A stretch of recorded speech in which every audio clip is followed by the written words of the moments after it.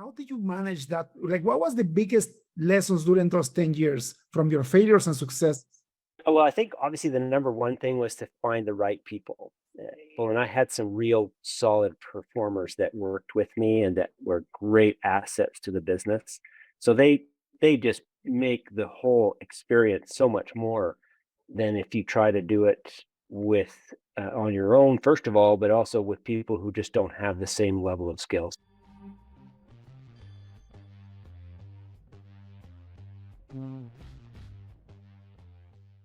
Welcome to the podcast called Leaders in Technology.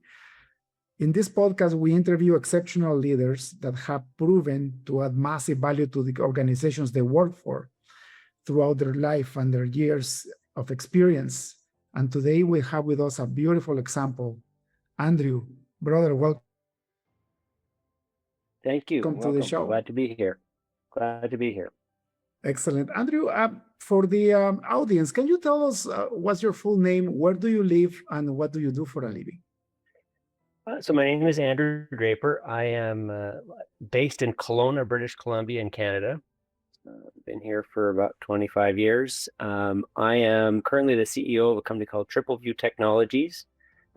We acquire, grow, and build software companies in the public sector arena, specifically companies in the United States. That's fantastic. And I know it has taken a long time for you to get to that level, to that incredible level that you are right now. Well, it's been a lot of work, a lifetime of work, actually.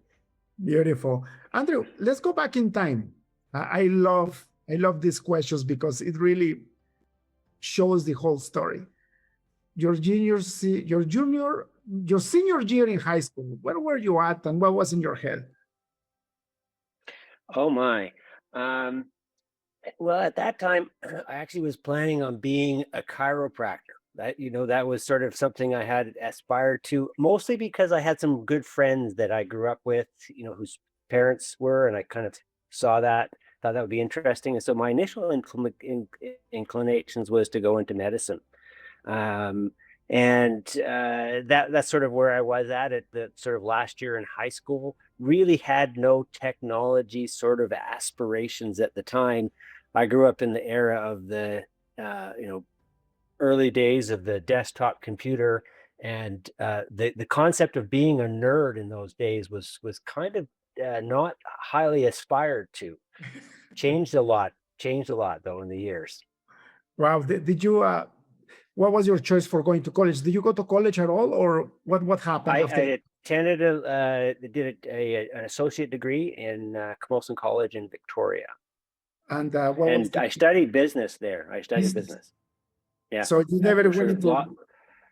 No, I tried. I did it. I did about 6 months in a pre-med program, and I thought, oh, I am not going to like this at all. And that just quickly silenced that aspirations very quickly, and so I pivoted around and did a degree there in business, which was my primary sort of interest level at the time. Little things I didn't know about what I enjoyed until I learned later on in my career. How did you get into technology? Like, what happened after you graduated from university? Did you get a job? Yeah, so after I finished school, I started working for a nonprofit organization. I was hired on as their operations manager. We had a large facility and programs that they had run, and they had struggles managing systems within the organization. And so I took it upon myself to figure out the answer to questions around how they were handling operational systems within the business, and started exploring options. At this course time, there weren't a lot of computer software solutions that worked on the desktop environment. And so that's where I started tinkering. So I, by my nature, am a tinkerer.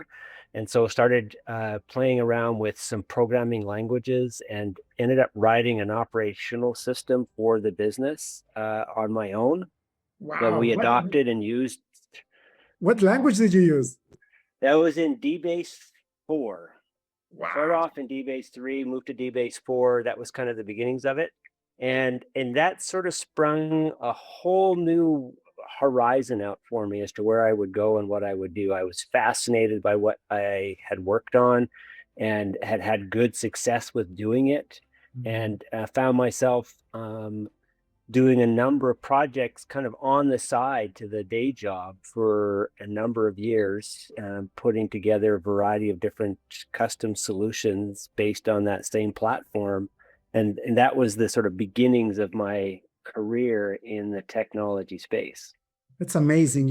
It's we go back way back when. Like I remember my first professional product was a payroll system, and I built it with a friend of mine, fresh out of university, and we used Clipper, which was a compiler for DBase. Yeah, yeah, It there you was go. like revolutionary because it was PC based, right? No mainframe, right? Exactly. This was the edge of the next wave, really, of what was coming from the Bill Gates and his desktop on or a PC on every desktop. That's crazy. How long did you last in that non-for-profit? I was there for about 4 years or so, just doing the math. So about 4 years or so, and then I started getting a little antsy when I realized, there's some things that I really enjoy doing. And so I went from there and started a consulting business. I had another friend who contacted me about a project in the provincial government here in British Columbia. They needed a replacement really quickly to an old VAX system that they had that was used to manage some products for their insurance underwriting. And I got dragged into a project with them to solve a problem really, really quickly. And so we had to flip the system around. And so I ended up writing that application for the provincial government to replace the way they handled underwriting for crop insurance in the province of British Columbia. That's incredible. So all of a sudden you became a software development consultant from being Yeah, from business to technology, just like that. it just seemed to happen overnight, although it was a bit of a drawn out process. But yeah, over time, that's what happened. And that kind of was a platform from which I built. So I started a consulting firm, and I did that for about 10 years, doing a variety of consulting projects, a lot for the provincial government, and found a niche in finance systems. So we built insurance product solutions initially, as I said, for the provincial government, but then got into it with some private industry and ended up writing software for private insurance companies that provided administrative insurance or services to underwriting for group benefit plans. Mhm. And so that was kind of the beginnings of that. And that sort of morphed then into web application development. This was the early days of the ASP Classic Microsoft development platform. And so we started working in that space and built solutions there. And so that lasted. During those 10 years, like you and I know, like writing custom software projects is risky and very difficult, especially managing scope and making sure the client is happy all the time. How did you manage that? Like, what was the biggest lessons during those 10 years from your failures and success? I think obviously the number one thing was to find the right people. If you've got a good team of people, and I had some real solid performers that worked with me and that were great assets to the business. So they just make the whole experience so much more than if you try to do it with on your own, first of all, but also with people who just don't have the same level of skill. So I think that was number one, having a really solid set of skills. And then it's really about learning how to communicate with the customer. That's probably what I learned the most in that experience, was how to talk to a customer and understand what they're thinking and what they actually want. Because we learn very quickly, of course, customers, they think they know what they want and they have a vision of what they want. But when the reality comes down to it, it requires a really talented individual to help tease from them the realities of what they ultimately need and can and sometimes afford. Yeah, and especially when you're working with public organizations, it's very, very hard because they tend to have fixed budgets, right? But they want to have it all. Yeah, they want to have it all, and they want you to write it all out for them, which was particularly irritating because this is pre sort of the advent of the agile methodology, which kind of came later in the industry and has been a great improvement in the methodology for how we go to market with software. But It was hard. It was hard to get those customers to agree on things. But once you did it, and you could build something, then of course the magic started, and that's when everybody had fun. That's wonderful. Tell me more about a bit more about Agile. So you were using waterfall before, and what's the Yeah, we difference? started off in the waterfall space, mostly from the government perspective, because that was required to help them get funding. They need to understand scope and effort. And so later, after I had kind of moved out of the consulting business and started doing some work back in industry with some other friends, I started to learn more about kind of agile and how it could be applied to solving these kinds of software dilemmas of building something for a customer, or in this case for product software. Mhm. As I left consulting, got into product development, specifically with multiple users. Then now you're trying to find a way to roll this software out, and a lot of that learning came from some very painful experiences where software got released into production that were what I would call the big bang software release, where you're releasing a large chunk of code, and it didn't go well. Yeah. And we had a deployment that went terribly poorly, and created all kinds of mayhem for the customers. It was an early day cloud application, and so the problems were multiplied across every customer, and we just had massive performance problems. And that all came from the fact that the code got released in this big bang release, something that, of course, Agile shifts us away from. Yeah, it's crazy. I've seen a lot of that in my life. I remember we acquired a client in the real estate industry. So they were a software company that did accounting software for realtors across North America, one of the largest software companies in that area. And they hired my firm because they grew an internal development team. And even though they follow Agile, the foundation was so big and they didn't go to market early enough. So that's what happened. Once they were in production and they tried to sunset the old system, they were down to their knees and they were actually going under. Like their company was so going under. Yeah, And the risks are huge. And the hard part when that happens, I don't know if this ever happened to you, is that we went in there, we did an architecture review, and we told them this is going to cost you more to fix it than to build it again. And it's a That's hard not what they want to hear. They don't want to hear that. So what we ended up doing is we did a heart bypass surgery. So we took the heart of the software on the side and we created another heart. And that gave us enough time to rebuild the application, and then it became very successful. But this time we delivered to the business in little chunks, right? And I think that's the beauty about Agile, right? Once you have something that you can prove that works and you put it in production, or at least a piece of it, then you can keep adding on that until you have a beautiful grown product. And by the way, products never end, do they? There's always improvements. They take a new life over and over. Yeah, never changes.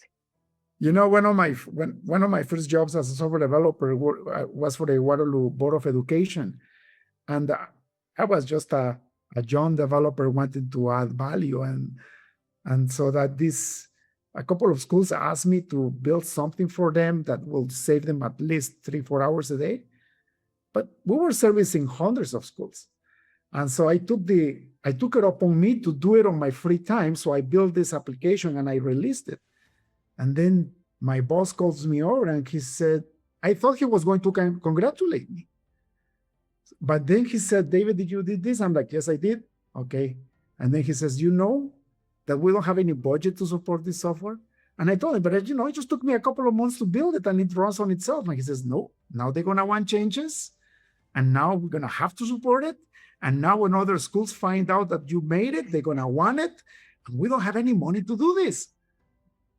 And I was so embarrassed, right? I thought I was adding value. Yes, so I learned my lesson pretty quickly.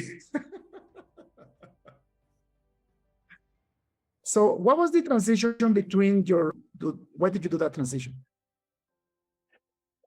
So between the consulting and then sort of back in the industry with product, after about 10 years in the software consulting business, I got approached by someone I had done some consulting for before, looking for someone to run an R&D group within their company. And so that was an interesting opportunity. One of the challenges, of course, with being your own consulting business, as you all know so well, David, is that there's a constant need to reinvent yourself almost daily to keep the business viable. And I found that after 10 years, I was getting kind of exhausted with that. It was this constant need to find that next project, the next one, the next one, the next one. And that was painful. And so that kind of led me to rethink about how I were and how I wanted to advance my career and where I'd want to go. And so that led me to this opportunity to work for a company. And I was there to run their R&D group and help support that business. And that was my first transition now back into product development as opposed to custom software. This was actually building a product, which is I learned quickly is a very different paradigm than just building a one-off custom solution for a particular niche use case. Mm-hmm. This was now something that needed to cross a huge chasm of potential users. Wow. So what was your biggest challenge doing that transition? Well, I had to learn how that worked. It was about learning to build relationships with these user groups and recognizing the diversity of their needs and interests and being aware of those. And now you've got a sales team that has input. You've got customer support teams that have input in that arena, and then you've got end users who are, in our case, this was school districts we were doing work for. They've got their input, and the end user is actually a student sitting in the classroom. So, what do they want, and what's their experience like? And so, how do you bring those things together? So that was an interesting shift in thought process about understanding the diversity of the use case across the various different stakeholders and personas within that environment. And that really brought to me that sort of the importance of product management and the need for that and bringing those kinds of expertise into the business. And we didn't get that right, I don't think, out of the gate. It was something that came with an evolution of time, but recognizing that having the right structure of organization around product suddenly became very imperatively important. And it's interesting because it's completely a different ballgame, right? Like the politics of running a consulting firm with clients is completely different from the politics of being the leader of a product inside an organization where you actually have to service other C-type people. How do you learn that? Like, what was your biggest lesson around how do you get along with the CEO, the CFO, the production manager, if you will? Yeah, one of the course the advantages is when you're in a product company, you are the business. I mean, you build the product that is the business for the company. And so, that gives you an opportunity for voice in the arena of what needs to be done. I think one of the strengths that I bring in my personality to the job is that I work well with people. And so I can work around them and understand, what are they trying to understand what they're thinking and what are the pain points. I think the biggest learning for me would have been around thinking about it from a revenue business perspective. Historically, I was always just about the technology. What's the spinning of the propeller, so to speak, that I need to implement to make this widget work exceptionally better. Now you're thinking about it from a business perspective. There's revenue that needs to be attached to that. There's the deployment to the customer, there's adoption. So these things that didn't really concern me previously now suddenly came into the realm of this is important. And I had to think about it from the CEO's perspective and from the VP of sales who's got to go out and push this into the customer. What are they thinking and what do they need, and make sure they have all the tools necessary to be successful in that. That's beautiful. And from the CEO perspective, what do you think CEOs want the most out of their technology leaders? That's a great question. I think to a large degree, they want transparency. They want to know what you're thinking and for you to be honest with them. Um, it's easy for us to promise what we wish we could deliver, but in our heart of hearts, know we can't. And so it's easy because you feel the pressure to perform, right? The CEO's on the, thumping the desk, so to speak, saying we need to get this new module released to the customer, and our inclinations can at times be to overemphasize what we can do and overestimate what we can do, and then that lack of transparency creates downstream problems for everybody, right? You don't release it on time, or it's got bugs in it, which is, worse, those kinds of things. So I think being transparent about what the challenges are that you're dealing with and how you're going to get something to market in the timely fashion makes their life better. Although they're going to be disappointed maybe with the answer at the beginning, they'll be even more disappointed with the fact that you can't deliver as you promised. You're so right. And I have a great example of that. We acquired a client in Toronto, and it was large company, and they were building video games for children, like ages 6 to 12 years old. And they hire us to build the next level of the next platform of that video game. I have never wrote a video game in my lab before, but we had the discipline, the software skills to hire up and actually do it. And it was a classic example of the technology leader not being honest enough with the CEO, because they said, oh, I know we can pull this off in 2 years and we need X number of dollars. And by the time we got hired, they had built 10% of the project, and the budget was gone. And it was 2 years and a half into the project. And it's just unmatched expectations, right? They didn't realize how big this thing was, because the first game that they made was so successful and it was so light that they thought they could replicate it again. But now they wanted 3D imaging, and they wanted to have this huge world built, and they just didn't know what they were doing. And they had 100 developers on this project. It was a large project. We got in, and I said, listen, number one, you need to implement Agile as soon as possible. Number two, there is a big problem between your technology team and your CEO. You guys are not talking the same language.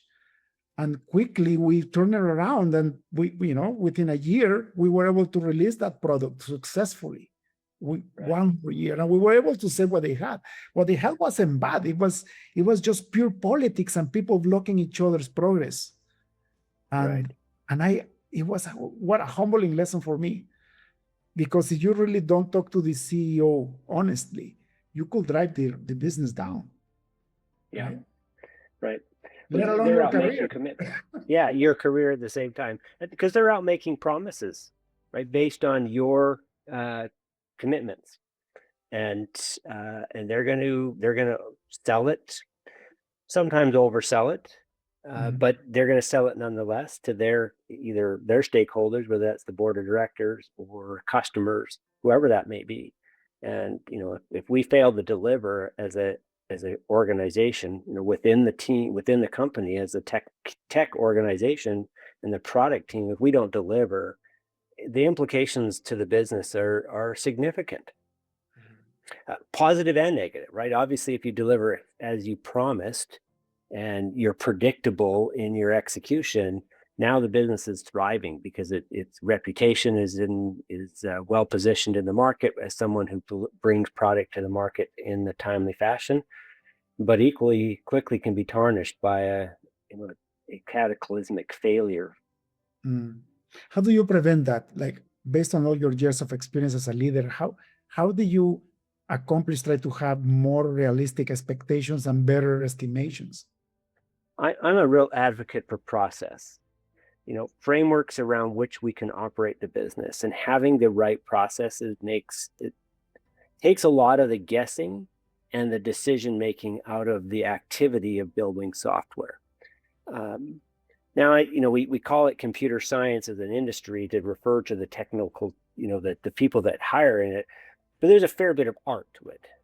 So it's about blending the art. We don't want to take away the creativity nature of this, of the technicians working on your project, the developers and others. But at the same time, you want to put some rigor in the way of processes to keep things in control and check, so that you have visibility downstream about what you can anticipate coming out. And I often use the word predictability. It's sort of the word I love, because it's the ability to predict the outcome as much as possible within the realm of what's reasonable with the inputs that you have. And so being able to have that predictability comes when you've got a series of processes that define how to get from point A to point B. And that varies depending on what you're building and what environment you're building in. But the fundamentals are, hey, they've got a set of processes for this, and we apply this with some rigor to help us ensure that we're able to provide that predictability. That's beautiful. And I can see how seasoned you are just by that answers. And it's true, right? Like especially we computer scientists, we thrive on processes, but then we tend to forget to that actually the running the discipline requires a process, and the process needs improvement, constant improvement, right? Yeah, very much so. Very much so. And you can't rest thinking that you've got it right today, because things, we'll call it, decay over time. Either the circumstances in which you're operating have changed, or the process itself just decays because it doesn't get all the same care and attention it might have when you first launched. Right. Managing transitions. I know when you work for corporations and you start being successful, you cannot avoid mergers and acquisitions and having different roles played. When was the first time actually that you had to go through a transition like that, where the company you work for is being bought out, and how do you feel about it? How do you overcome that? Yeah, so this goes back not too terribly years now, but the company I was working for was acquired by a private equity firm, and I, of course, never having been through that experience before, you don't really know what to expect. But your first reaction is, what does this mean? What's the impact going to be on you personally? Because of course, everything you read in media about companies being acquired, there can be some nasty side effects. And I'd had a little bit of experience with that previously in a different company, and it had worked out really positively. So I came away in this situation feeling pretty good. I thought, okay, let's just ride the wave, see what happens, and be available and be aware of what the opportunities present themselves. And for me, it was fabulous. I got a great opportunity as the company was acquired and they started consolidating. They needed tech leadership across now, not just a single product, but across an array of companies that had been acquired with all of their individual and independent software development teams. And so I was granted a real privilege to come in and now start to be part of bringing together tech teams across a variety of different companies, different countries, different cultures. And it was a real sudden shift in the world in which I had become quite accustomed to this now much more diverse and dispersed environment of people, processes, products, tools, everything that was very foreign to me, but very exciting. That's fascinating. Andrew, and you mentioned at the beginning of the interview that now you're the CEO of this software company that acquires other software companies. How was that transition? How did you end up being the CEO of a company from being a technical leader? By the way, I believe you're still a tech leader, but now you're acting also as a CEO, right? Yeah, true. So I actually, I've the company Triple View Technologies. I am, CEO and co-founder. I have another co-founder partner, Bill Spittle. He and I launched Triple View about 2 years ago, right in the middle of COVID. Couldn't have picked a worse time, but timing isn't necessarily always our choice. But we kind of went into this with some expectations of what we wanted to do, and so having learned a lot through the M&A world of activities, and being part of this much larger organization that was heavily engaged in an M&A game plan for growing their business, we really identified opportunities in the market, specifically public sector market, where I had become now much more familiar with in building core finance systems within public sector. And as we and I kind of looked across the landscape of the opportunities that I saw out there and thought there was a play for a company to come in that could work at acquiring smaller technology companies within a specific geographical disbursement across the country. And that led to us looking for investors and to come in and support our thesis, which and we made our first acquisition last December 2021, and have added a second one since, and plan to add a number of others over the course of the future years. And it's really about bringing these technology companies together with their products and helping them thrive in an environment where they've been successful in the past, but we can add value to them. We invest heavily in their R&D teams, in their support teams, at really ramping their products up and strengthening them in the marketplace, and then identifying new opportunities in new jurisdictions. Many of these companies that we buy are geographically constrained, in some cases just because the owners aren't interested in geographical expansion. We want to grow those businesses, and we want to expand those opportunities. So we'll invest at making them able to expand beyond their geographical boundaries. We provide sales and marketing leadership to help them be successful outside of those jurisdictions. And I said, invest a lot in R&D, in how their products need to evolve and be strengthened. What a beautiful business model. Basically, you're buying out companies for business owners that want to retire, and then you're grabbing what they worked on and expanding it massively with other markets and more expertise and more resources. It's beautiful. Everybody wins. It's a great opportunity, and it's good for the customers, because many of these customers have been there for decades. Public sector market is such that people don't change their vendors very often, very quickly. And we've got customers that have been around with these companies since the very beginning, and some cases back into the 80s, and they've been a valued customer with them for that entire period of time. And a lot of that's, of course, because of the relationship between the people, but also because you're treating them well from a product perspective, keeping them current on what's emerging in the technical space. That's wonderful. Do you look for like a very healthy positive EBITDA when you're assessing these companies, or you're looking for lower EBITDA companies that you can grow it? Yeah, so I mean, it's a variable. It depends on what's on the individual company, but we're definitely only look at companies that are operating profitably. Right. The degree of profitability can be variable depending on the nature of the company. So some owners are really not interested in maximizing what they're doing from a revenue and expense perspective. So we will come in and do work in a variety of different ways. But yeah, so they're always profitable. We typically don't buy anything that's not at least turning a profit. The degree of that will vary depending on what we look at.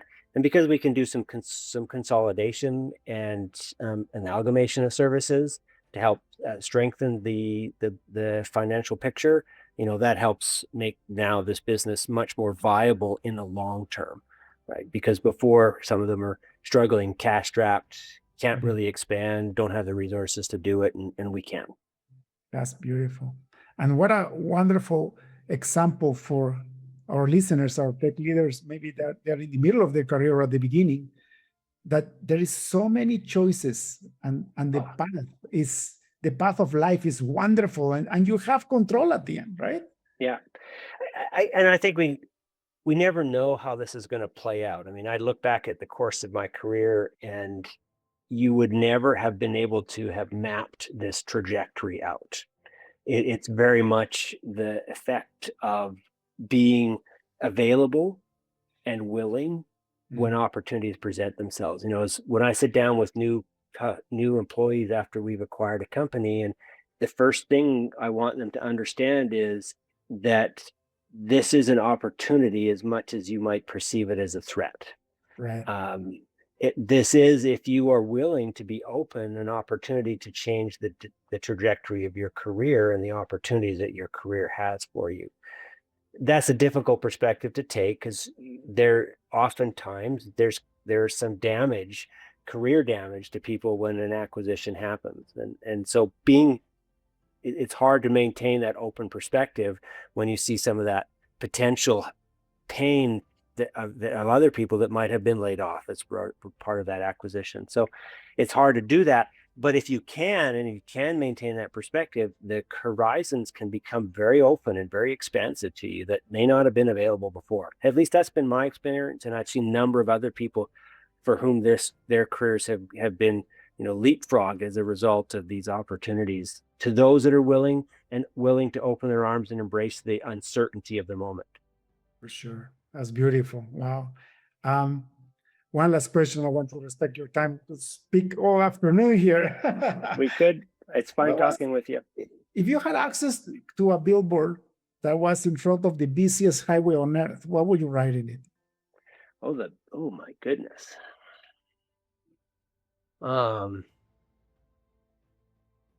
I'd have to frame it around life is short, enjoy the moment.